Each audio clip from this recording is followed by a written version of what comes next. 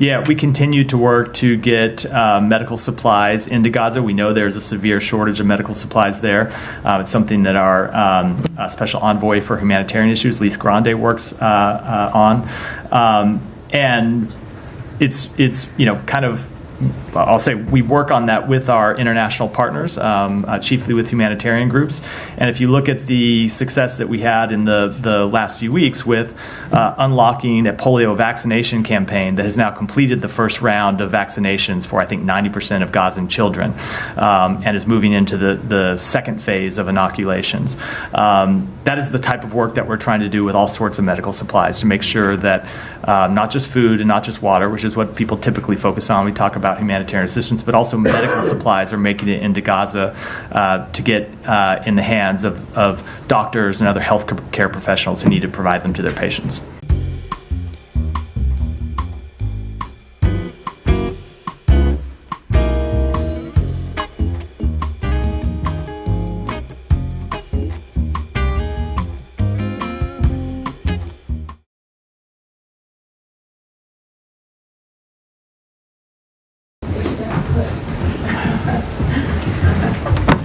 Afternoon, everyone. Happy Monday.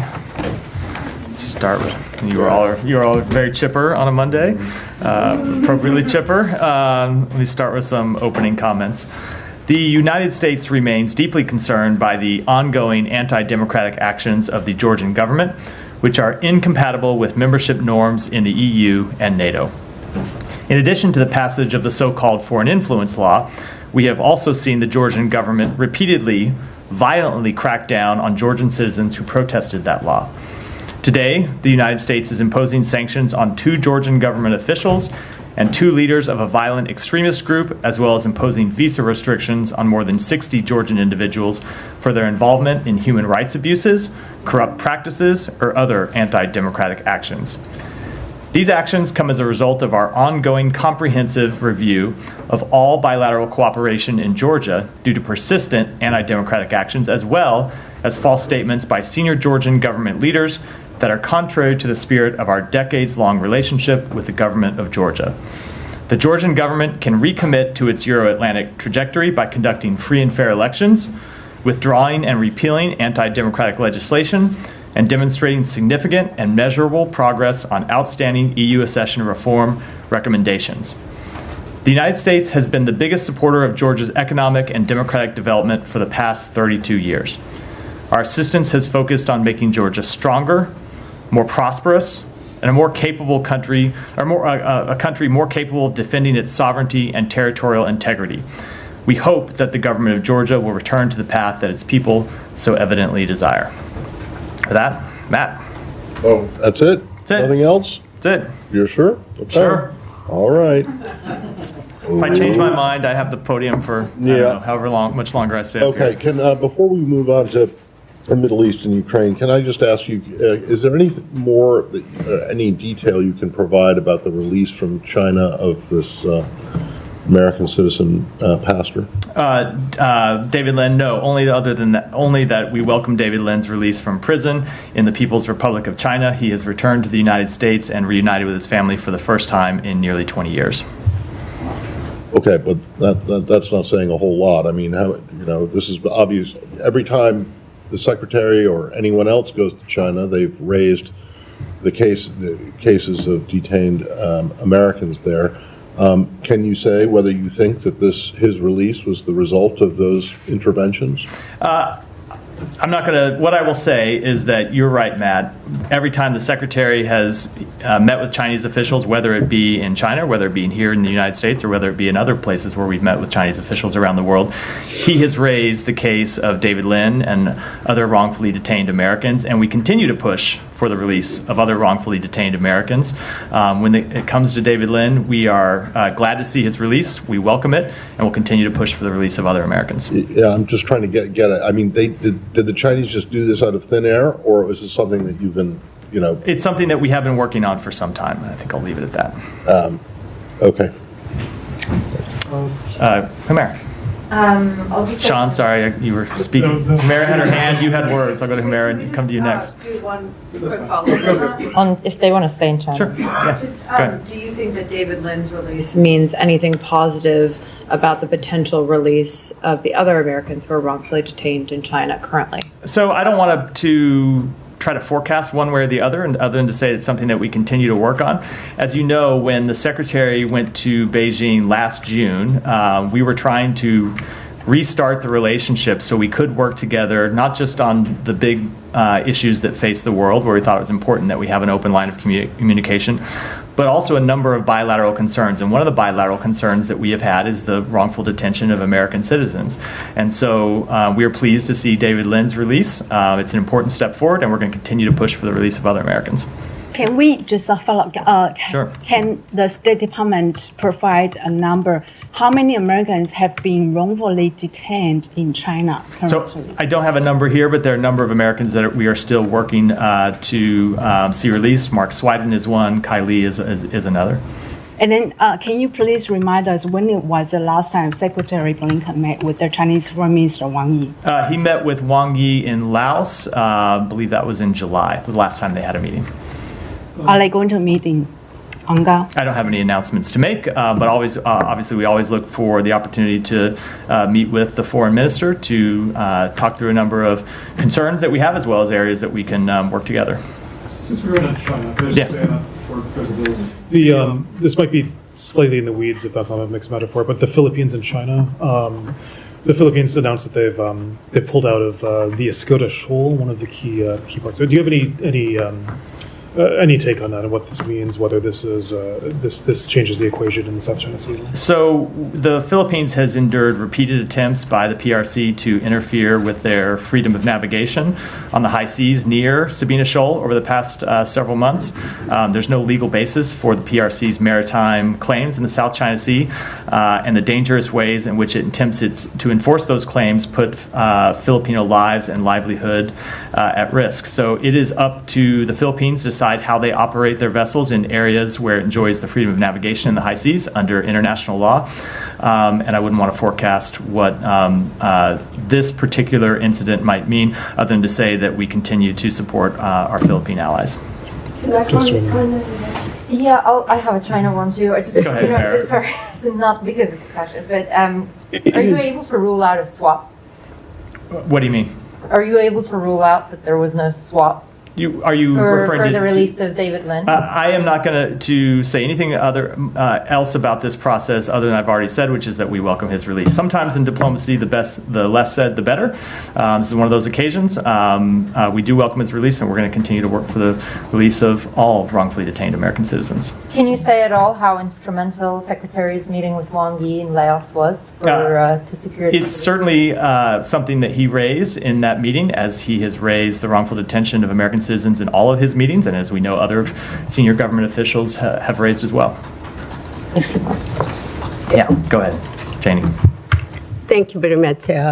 Two questions on China, Russia, and North Korea. China and Russia are conducting joint exercises near the Korean Peninsula. Do you think there is a possibility that North Korea will directly or indirectly participate in these exercises? I wouldn't want to speculate. Okay, second one. Last week, Russian National Security Council Secretary Sergei Shoigu visited North Korea and met with the North Korean leader Kim Jong-un.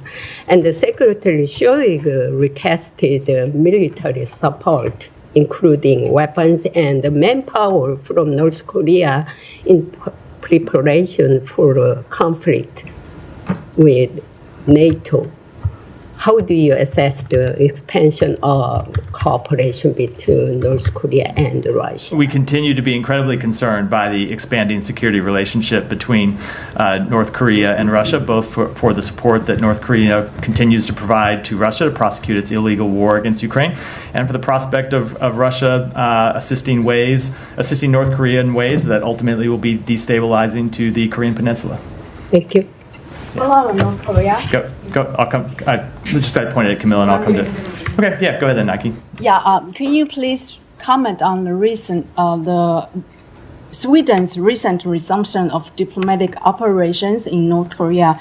Did Sweden resume its role as a protecting power on the ground for the United States in North Korea on September 13, 2024? So Sweden does continue to be our protective power in the DPRK. We support the return of foreign diplomats to Pyongyang and hope that it will reinvigorate dialogue, diplomacy, and other forms of constructive engagement with the DPRK. We also hope that the DPRK will open its borders to international humanitarian workers whose aid efforts have been hindered by the DPRK's border closures. Can you please also recap the requirements for American citizens who need to travel to North Korea? Well, I would say generally speaking, North Korea is a level 4 country, and our advice to all Americans is not to travel to North Korea.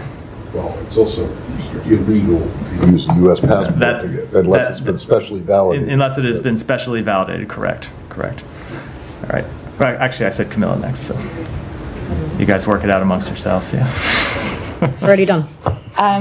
Matt, can you give us a sense of where we are on the ceasefire talks? You guys had said about maybe a week or 10 days ago that you were a few days away from presenting a revised final, whatever proposal, which hasn't come through. What's holding it up? We continue to engage with our partners in the region, most specifically with Egypt and Qatar, about what that proposal will contain, and making sure, or trying to see that it's a proposal that can get the parties to an ultimate agreement. Don't have a timetable for you other than to say that we are working expeditiously to try to develop that proposal, try to find something that would bring both the parties to say yes and to formally submit it. But like I said, I don't have any updates on timing. It's been out there that the main sticking points are Philadelphia corridor and hostages, prisoners. Would you say those are still the main sticking points that's holding it up? Correct. I promise you. Camilla will go next. Thank you.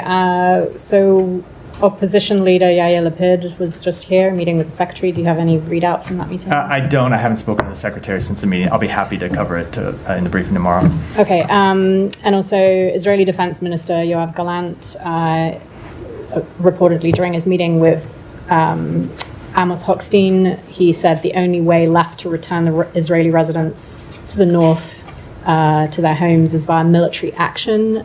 Do you have any comment on that? That sounds like things are not going well with diplomacy. So I'm not going to comment about what took place in a private meeting, certainly one that took place between a White House official, not a State Department official, and a member of the Israeli government. But we have long made clear that we believe a diplomatic solution is the correct way, the only way to bring calm to the north of Israel and allow Israeli citizens to return to their homes. There are tens of thousands of Israelis who have been away from their homes for almost a year now, and certainly an expansion of the current conflict in the north is not something that would get them back to their homes in the near future at all. So we'll continue to push for a diplomatic resolution. And in our conversations with Israeli officials, they have always made clear, I think you've heard them say publicly on a number of occasions, that they would ultimately prefer a diplomatic resolution.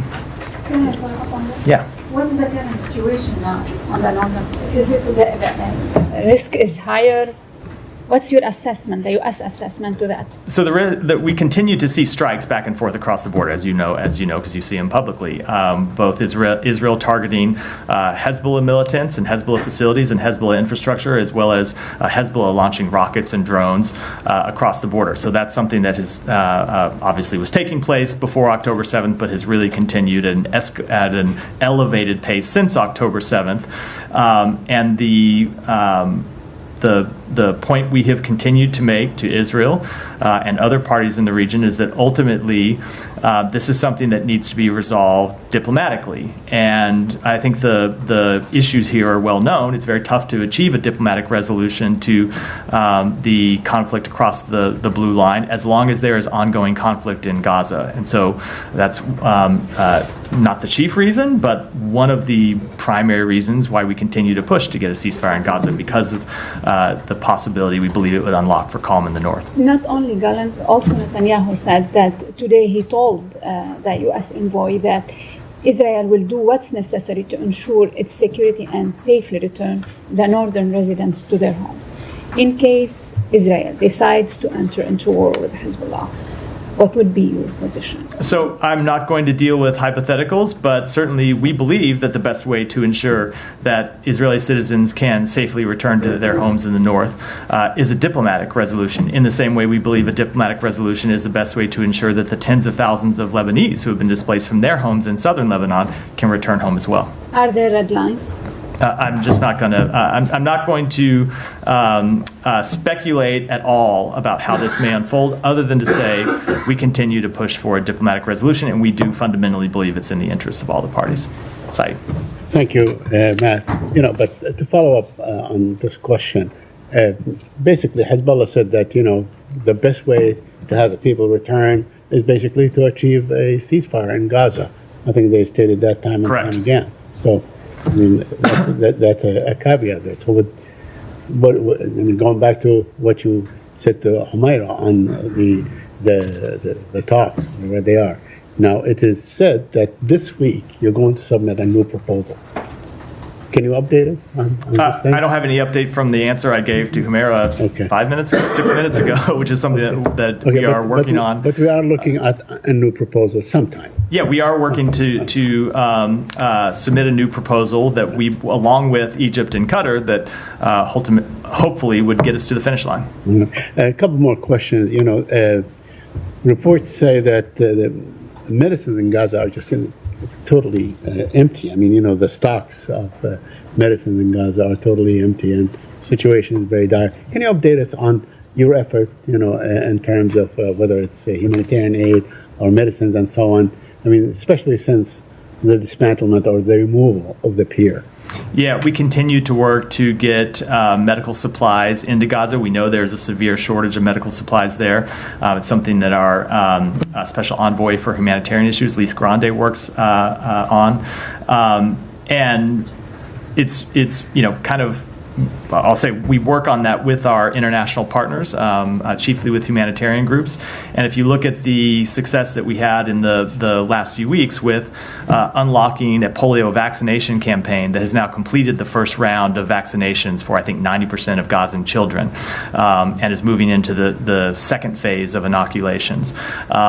That is the type of work that we're trying to do with all sorts of medical supplies to make sure that not just food and not just water, which is what people typically focus on. We talk about humanitarian assistance, but also medical supplies are making it into Gaza to get in the hands of doctors and other health care professionals who need to provide them to their patients. And do you think that Israel is doing all it can do to allow supplies in? I think there are certainly a number of issues that we work through all the time, logistical issues, bureaucratic issues, and what we work on is trying to unlock those issues wherever they arise, whether they be with the government of Israel, whether they be with the various UN agencies that are operating inside Gaza, to try to make sure that medicine as well as food and water can get to where it actually needs to go. Matt, I mean, in the last couple of days or 3 days, the Israelis killed 88 Palestinians in Gaza. I mean, it seems that they have exhausted all targets to achieve their goals. What are their goals at this stage? Is it just a killing enterprise, just going after the tents and killing people in tents and so on? And they always say there's a Hamas operative and so on. We never really know the fact. But is it worth it to keep killing these innocent people? To go after maybe one Hamas fighter? Let me make clear what we want to see. We want to see a ceasefire. We want to see a ceasefire that brings an end to the suffering of the Palestinian people in Gaza. I will let the government of Israel speak to what their military goals are, but we have been quite clear that we think the path forward is to get a ceasefire that brings the hostages home, that stops the daily death and destruction in Gaza, that allows humanitarian assistance to move in a much improved manner, and that ultimately unlocks the possibility of lasting calm.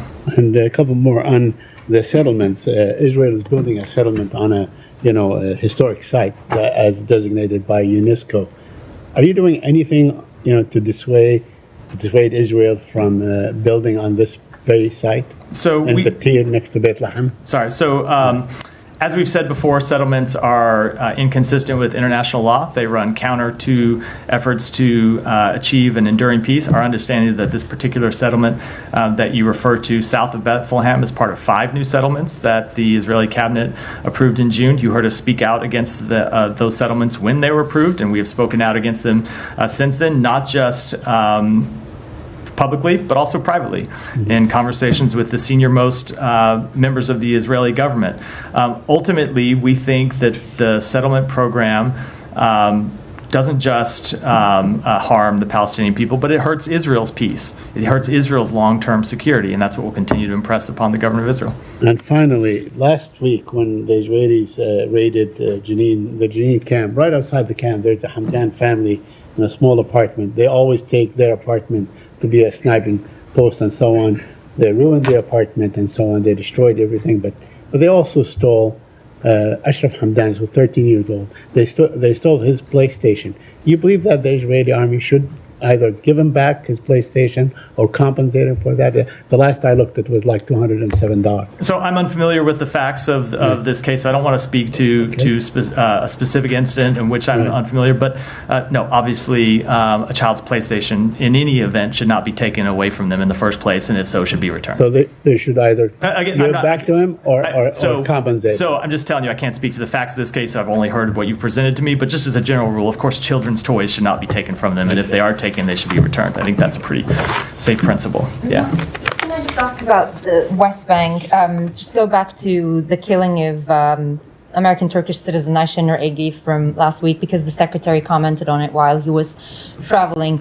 I just want to clarify a couple of things. So the IDF said effectively that it was an accident, but then we had reporting, namely Washington Post, saying the shots were taken after the peak of the protest. So there are discrepancies suggesting that perhaps it may not be an accident. What is the U.S. assessment on how she was killed? So we are going to await the full criminal investigation that the government of Israel has launched before we make any determinations. Obviously, we are reading very closely the eyewitness accounts, and there have been numerous eyewitness accounts of what happened.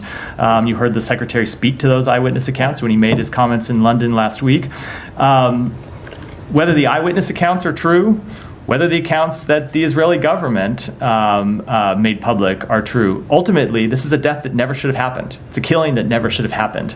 And it's why the secretary made clear that the Israeli security forces' rules of engagement need to be changed. So you don't continue to see the killing of unarmed civilians who are doing nothing more than showing up at a peaceful protest. Right. A couple of things there. When do you anticipate this criminal investigation to conclude? I don't have a timetable. I would refer to the government of Israel to speak to. It's ultimately their investigation. Right. But what we have said to them is that we want the investigation to be prompt, we want it to be thorough, and we want it to be transparent. And is U.S. considering to launch its own investigation, given she's a U.S. citizen? We're going to await the outcome of this investigation before we make any further determinations. Okay. And has there been any communication with your Israeli counterparts or IDF since Secretary called for a change in their rules of engagement? Have they assured you that they will take it seriously and they will make changes? There have been ongoing communications about this. The same concerns that the Secretary raised publicly, we have raised privately to them.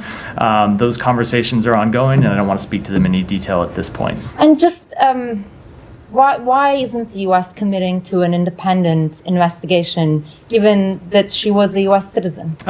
We want to see a transparent investigation, and if accountability is appropriate, we want to see accountability. I think before calling on any further steps, it's appropriate to let the first investigation play out. Now, if the first investigation plays out and we are briefed on the results and we are briefed on the process and we are briefed on the underlying facts and we're not satisfied, we will of course look at whether any other measures are appropriate, but we think it's appropriate in this instance to wait to let that first investigation play out before we go to any other steps. Okay, one final thing. When you say you guys want this criminal investigation to be conducted promptly,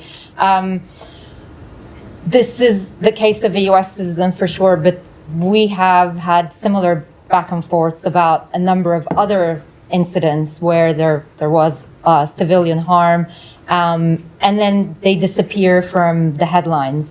And we don't know what kind of action, if any, or accountability measures have been taken. So I'm wondering, has the United States set a timetable for when it expects Israel to conclude that? Like, what do you mean by prompt? Do you need an answer from them in a couple of weeks, or is it going to be 2 months? We mean as soon as possible. I cannot give you a timetable, and I think you'll know from covering investigative agencies. Investigative agencies always, I used to work at one and be the spokesperson for one, always have a hard time giving you a timetable for an investigation because you don't know what you're going to find when you start investigating things and how long it's going to take. But we want it to happen as soon as possible, and we want it to be thorough, and we want the results to be transparent. Okay, final thing. Can the U.S. commit to seeking accountability for its own citizen on this case? So it depends what you mean by accountability, right? If there is, if the investigation shows that someone acted inappropriately, in violation of the law, in violation of the rules of engagement, in violation of IDF code of conduct, yes, of course we want accountability. But we also want a change that will prevent this kind of thing happening again. So you have long-term accountability to ensure that American citizens and others, Palestinians, citizens of other countries, aren't killed just for showing up at a peaceful protest. All right, go ahead. Matt, you said you expect Israel to make changes in their rules of engagement. But actually, I remember, there was an interview with Rachel Corrie's family last week, and they said this has been said by Secretary Blinken to Rachel Corrie's family before that, Israel already promised to make changes to their rules of engagement. And they cited a meeting with Secretary Blinken in 2011. So considering that, 2011? 21 maybe. Excuse me. Yeah, no, just 2011. So considering that, there haven't been any change in their rules of engagement. Because, another UN worker was also killed by an Israeli sniper after the killing of Ayşe Nur. So it seems that there's no change in Israel's rules of engagement. Like, what further steps? So I cannot speak to. I cannot speak to what changes they may or may not have made over the past few years. But any changes that they have made ultimately haven't been sufficient in preventing these kind of incidents from occurring. Which is why the Secretary said last week that we want to see updates to their rules of engagement. That's what we're going to continue to engage with them. Ultimately, it is the results that matter here. And when you see American citizens and others showing up at peaceful protests and being killed. It is a problem that we want to see addressed. Is that it? It's just, rule change in their rules of engagement. Is that it all the U.S. expects from Israel regarding the killing of their citizens? So that is so. If there are, as I said in response to Humaira's question, ultimately, if anyone is found to behaved in violation of the law, in violation of code of conduct, we want to see accountability as well. But and when it comes to changes to rules of engagement, what we mean is not just accountability for this killing, but steps to prevent similar killings from happening in the future. Also, there have been, criticisms from a lot of people, including Ayşe Nur's family, that the U.S.'s response to Ayşe Nur's killing has been very slow and insufficient. And there were reports over the weekend that no U.S. officials have attended her family. Can you confirm these reports? And if this is accurate, can you explain why? So first of all, I will say that cannot understand the pain that her family is going through right now and how horrific it must be to lose a loved one in these circumstances, and our hearts truly do go out to them. I want to be respectful of their privacy in this situation. We have been in communication with her family on a number of occasions over the past week or so, and I think it's appropriate for us to keep those communications private. So you can't tell us whether or not any U.S. officials have attended? We have been in communication with her family, and as I said, I think I'll keep those communications private. Yeah. On this, when Rachel Corrie was killed, in March 2003, the Israelis came back in 2012. Then, when Shiina Bakla was killed, in May, and then they came back on July 4th, and they said it was unintentional. And this time around, the Israelis are saying that, it was a bullet that ricocheted and so on, which seems to, be accepted in fact, the president.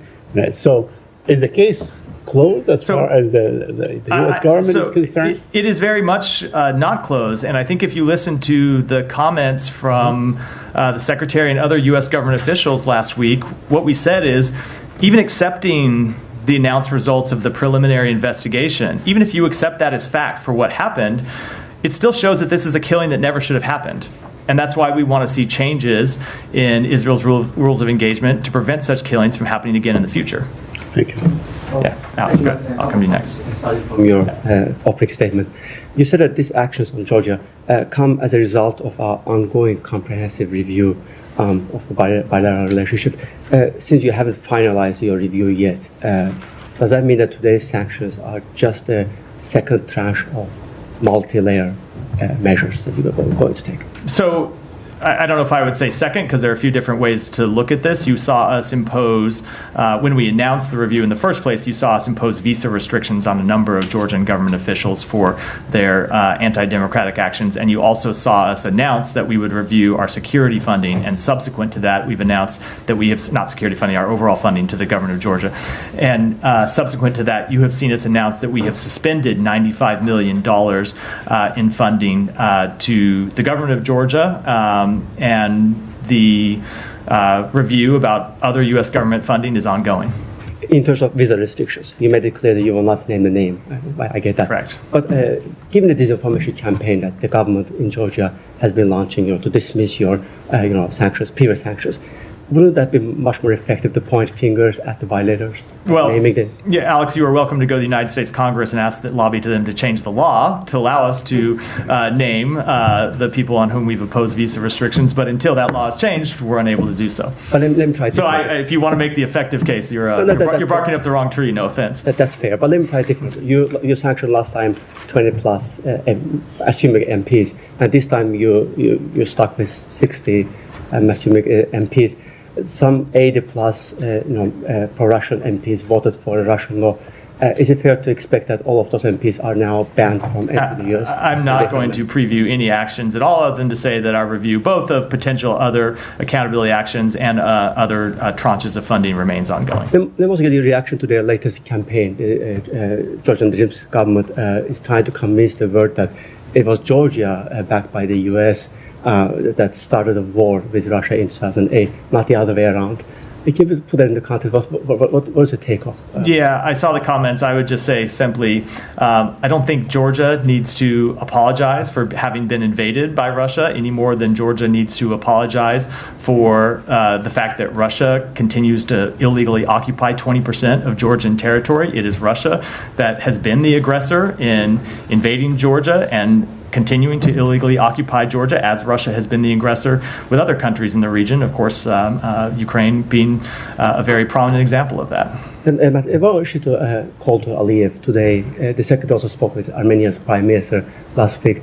Is he hoping to put together another meeting in New York? So I don't have any announcements to make. Obviously, we always look for opportunities to convene the foreign ministers of Armenia and Azerbaijan. We continue to support the efforts of both countries to reach a durable and dignified peace agreement. They have made significant progress towards finalizing a peace agreement, and we're committed to supporting them in any way that we can, including convening a meeting if that's helpful.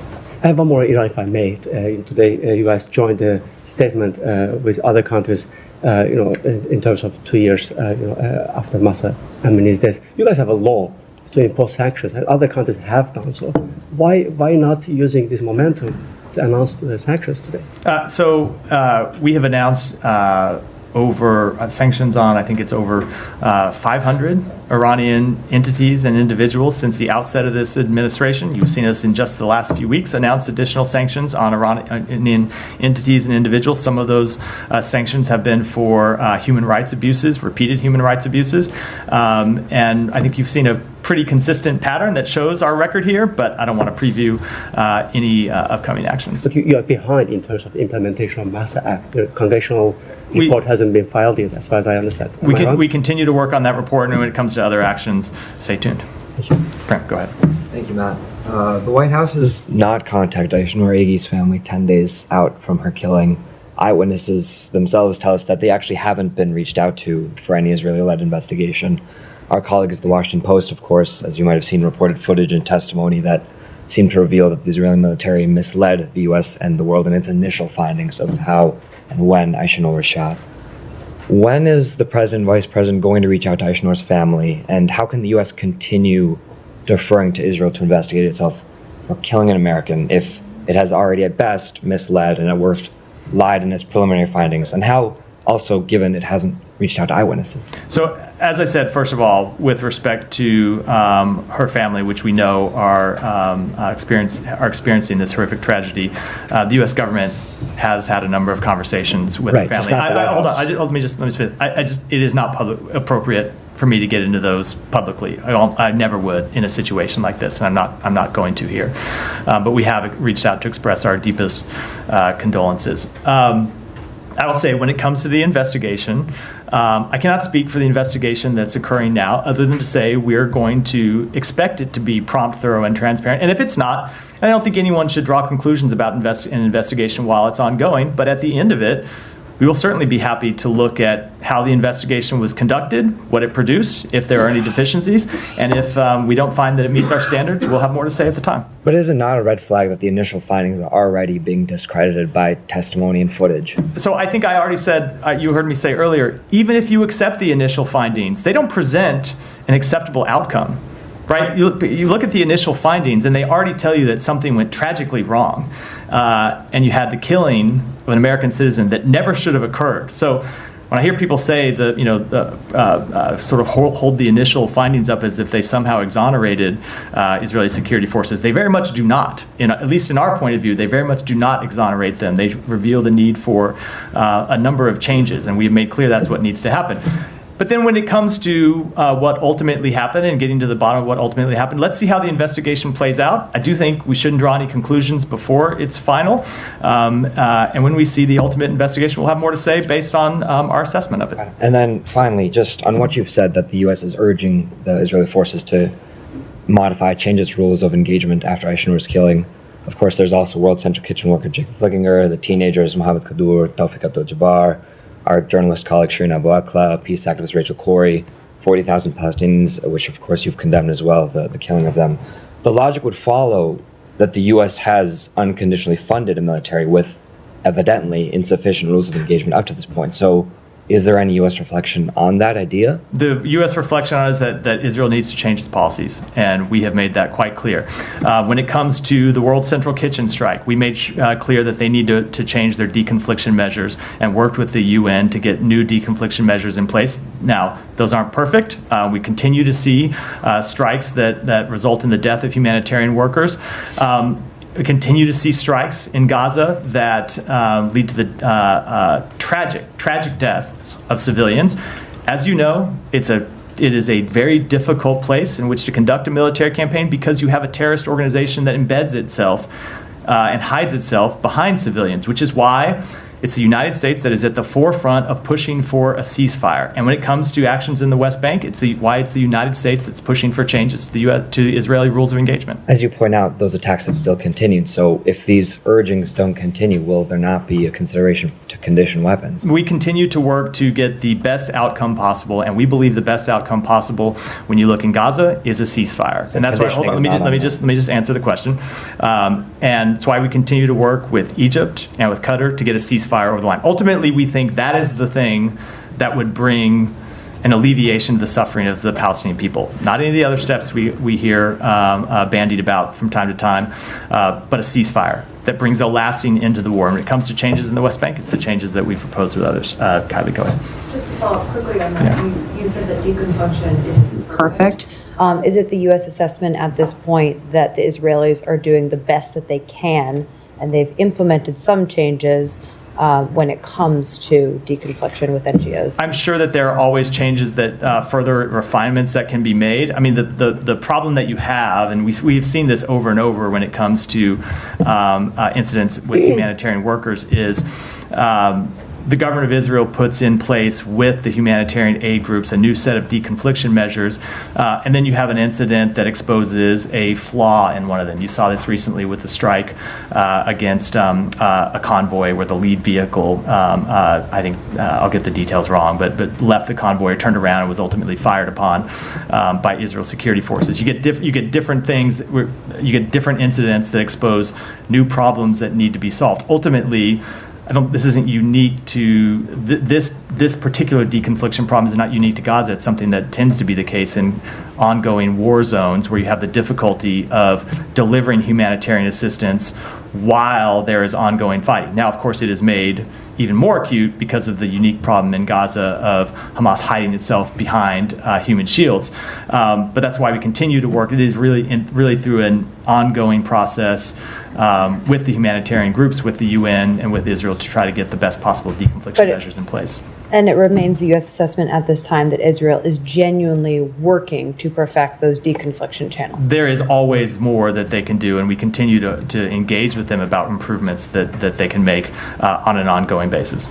Okay, and then just if we can pivot to Ukraine for a minute with the Secretary's visit.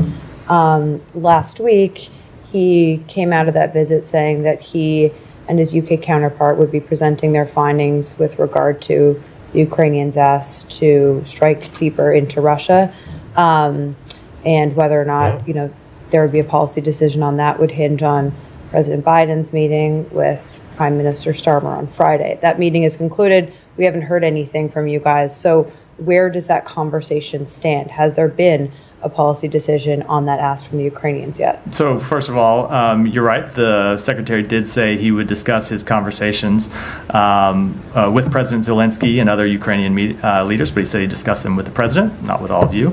And he did do that on Friday. And of course, we know that the Prime Minister was here to discuss their policy as well with the President.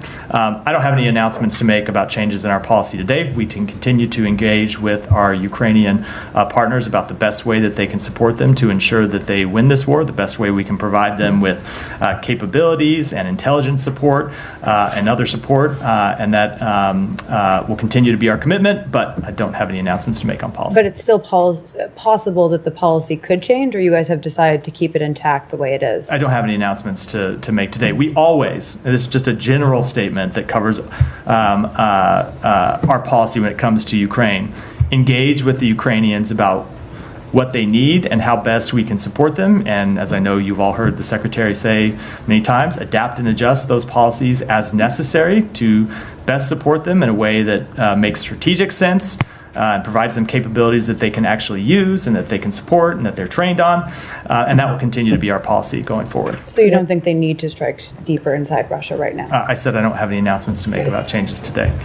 Hiba, go ahead. Follow up on that question about the investigation. Does Yeah. this apply to all your allies? When a U.S. citizen is killed, you don't interfere, you wait until the investigation is the outcome of the investigation, and whether it is repeated, and if the incident was repeated many times.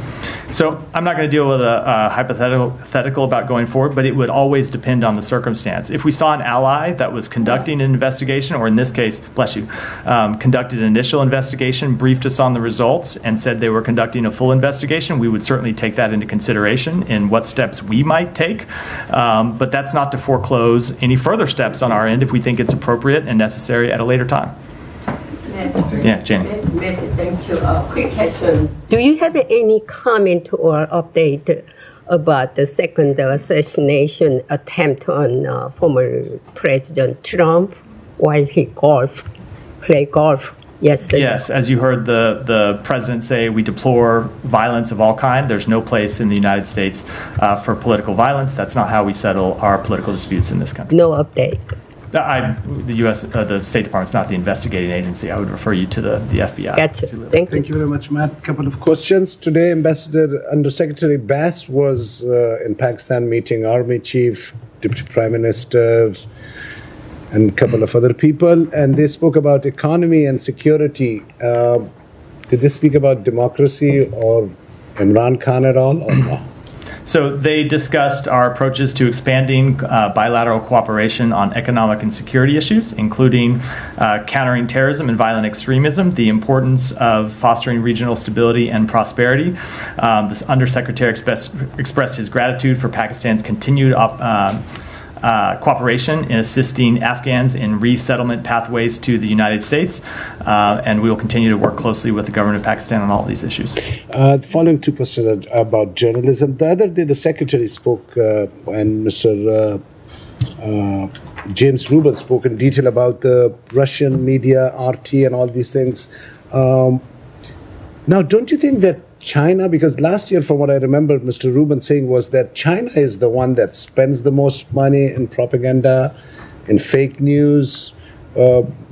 Did I miss something here? Like, don't you think China is the one that should have been targeted, or their fake news and outlets should have been targeted? I don't think you should have seen Friday's announcement as any kind of exclusive announcement about one country only at the expense of others. We made clear we oppose countries all around the world using disinformation to mislead American citizens, citizens of other countries, and we'll continue to work to counter that. Just one more about a couple of times I've reminded you about Arshad Sharif, a journalist as well. Last week, his wife showed the details that it was not just a natural shooting. His body had 12 wound marks on different areas. This is the podium where people raise the issues of those journalists who are either swallowed by these hyenas for their political gains, or different establishments uses their lives and plays with them. We come to you to ask for their support. Anything you can say further about this journalist and his investigation the U.S. could do? I don't have any assessment with this particular case. Obviously, we support the free exercise of journalism all around the world, Michelle. Thank you so much, Matt. Yeah, thank you, Matt. Why did the U.S. move or decide to move forward with all the U.S. aid to Egypt without the restrictions that it applied in the past for human rights concerns? So when we look at the foreign military financing that the United States provides to the government of Egypt, we assess it under a number of different factors.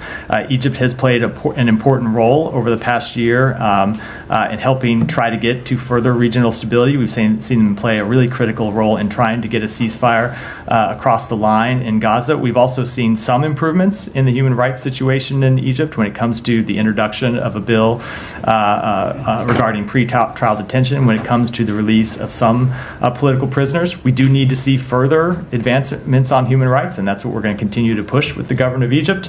But those are the factors that we took into consideration when we made this decision. And one on Iraq, do you have any updates on the U.S. military withdrawal from there? From Iraq, you said? Yes. I don't. We've held a number of discussions with the government of Iraq this year on the future of our forces there, including when the Prime Minister was in Washington and met with the President in April. We have made clear with them that we will take into effect that we would review with the government of Iraq a number of factors to determine when and how the mission of the global coalition in Iraq would end and transition in an orderly manner to an ongoing bilateral security partnership in accordance with Iraq's constitution and the U.S.-Iraq Strategic Framework Agreement. And those discussions are ongoing. Follow up on that, Matt. Yeah, go ahead, and then I'll come to Sean. The Iraqi government says that deal for the coalition missions in Iraq. Is there any deal drafted between you and Iraq to this matter? I don't have any update to the answer I just gave Michelle, which is that the discussions between our two countries are ongoing. I have two more questions on Iraq, if I may. Yeah. Then there are reports that telling that Iraqi government officials allowed both Hamas and Houthis to open their offices in Baghdad. While we are requesting Iraq to rein the Iranian-backed groups in Iraq, we see that they are allowing other groups like Houthis to open their offices in Baghdad and establishing their permanent presence in Baghdad. Do you have any reaction to this? Yeah, let me be very clear. Hamas and the Houthis are terrorist organizations, and Hamas and the Houthis being allowed to operate in Iraq only risks increasing the number of armed groups that have an interest in using violence to undermine the government of Iraq's goals for stability, sovereignty, and economic growth. We support a stable and secure Iraq. The presence of these groups in Iraq risks bringing Iraq into deeper regional conflicts, and we have shared these concerns directly with the government of Iraq. And last week, Iranian-backed groups attacked U.S. diplomat facilities in Baghdad, in which the embassy in Baghdad said in a statement, these groups are operating freely in Baghdad. So it's been multiple times you have requested Iraq to make these groups responsible for their acts.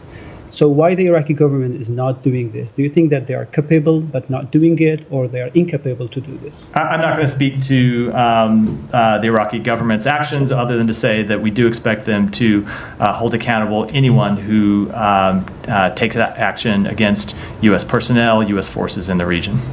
Let me go to the back and then I'll finish with Sean. Go ahead.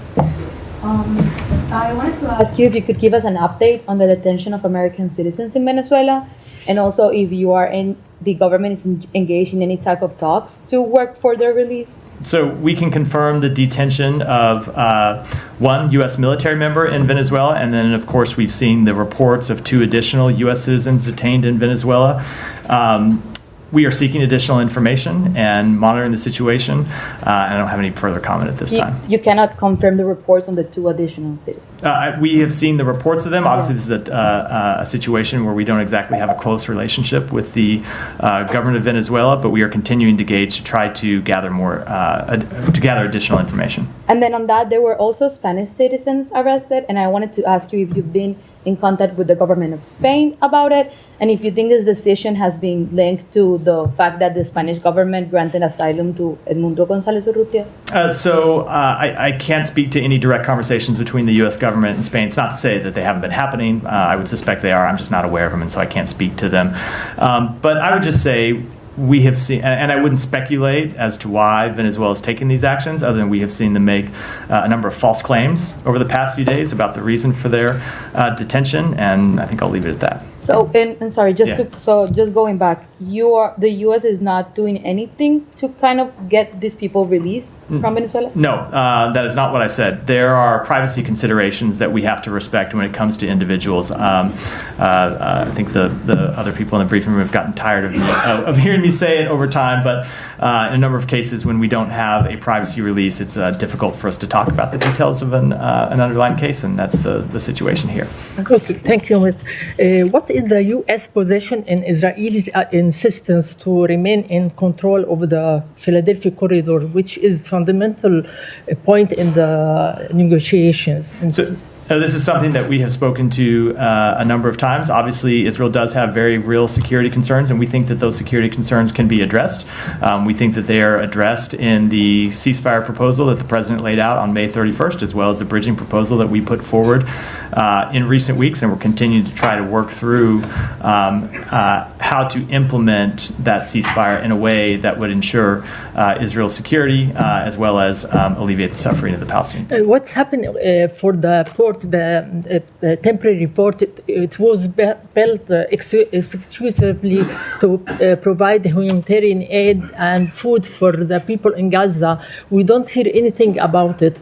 Is food and humanitarian aid used as a tool to pressure on Hamas? So I can't speak to why you don't hear anything about it. I can never speak to coverage decisions made by the press. I can tell you we continue to work on it. It continues to be something that we are incredibly focused on, trying to get humanitarian assistance in.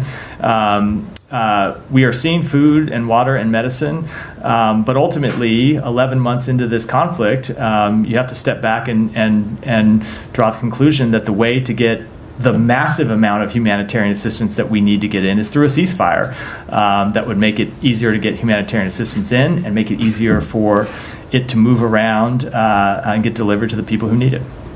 All right, Sean, the more wrap for today. Just a follow-up. Assistant Secretary Liu, I believe, is in Bangladesh, is or was. Do you have any readouts of his meetings? And more broadly speaking, in terms of the interim government, with dealing with Muhammad Yunus, and how does the U.S. assess where Bangladesh is going? And also, I believe there's an announcement of U.S. aid assistance there. What's the goal of that? Yeah, so the Assistant Secretary Liu has been in Dhaka. He met with key advisors to the Bangladeshi interim government to discuss how the United States can support Bangladesh's economic growth, financial stability, and governance and development needs. While he was there, along with representatives from USAID, we signed with the Bangladeshi interim government a development agreement worth over $200 million in interim assistance, which will support governance, expanding trade, and creating greater opportunities for the Bangladeshi people to build a brighter and more prosperous future. I have a follow-up on that. Sean, you finish with the floor? Please. Yeah, go ahead. We'll wrap there. Thank you, Mehdi. The present context in Bangladesh, already I got one. That I have two small questions. Let me go with the Islamist jihadist Mufti Joshimuddin Rahmani, chief of the Al-Qaeda-inspired militant outfit, and other militant kingpin from Harkatul Jihad and Hizb ut-Tahrir, and also Interpol wanted terrorists like Sweden Aslam, Iman, and many more released from jail. Could this disturb the U.S. engagement to combat terrorism in Southeast Asia? Let me take that question back. And then with the Indian Navy upcoming high-level meeting on Tuesday addressing the Bangladesh crisis and potential Chinese strategies in the region, what is the U.S.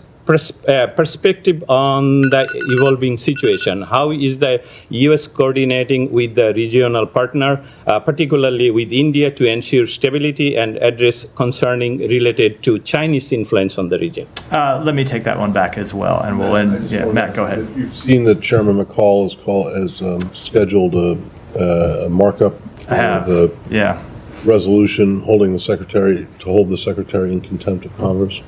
What do you have to say about that? Anything? I think that step is completely unnecessary. The Secretary has already testified before Congress about Afghanistan 14 times. He has testified before Chairman McCall's committee 4 times. One of those appearances was to talk only about Afghanistan. It was at a hearing exclusively focused on Afghanistan. When the committee was conducting its review of our policy and comparing and compiling this report, we provided a number of officials from the department to testify before the committee and provided it information, as well as turning over thousands of pages of documents. And when it comes to the Secretary's testimony, he's not available to testify, just isn't from a scheduling perspective, on the dates that the chairman wanted him to be there. And so we made him 2 offers. One is that the Deputy Secretary could come and testify on that date. And 2, if that wasn't acceptable, we would make the Secretary available on a later date to come and testify. And for some reason, and I can't speculate what it was, the chairman decided to decline both of those offers and move forward with this contempt markup, which short circuits any type of debate between the State Department and his committee, rather than accept our offer to come testify before them. So you're not a fan? I don't think this step was in any way necessary or productive, given the tremendous steps we have taken to provide the committee with the information it needs to conduct its oversight purposes. Secretary was ready to testify at a later date. We were ready to have someone there on the date that they proposed. For whatever reason, neither of those alternatives were good enough to them, so they chose to take this step. We will continue to work with them when we can productively do so, but they will have to make their own decisions about how they move forward. You want to tell us why the Secretary can't be there on Thursday? I don't have any announcements to make today. We'll end there. Thanks, everyone.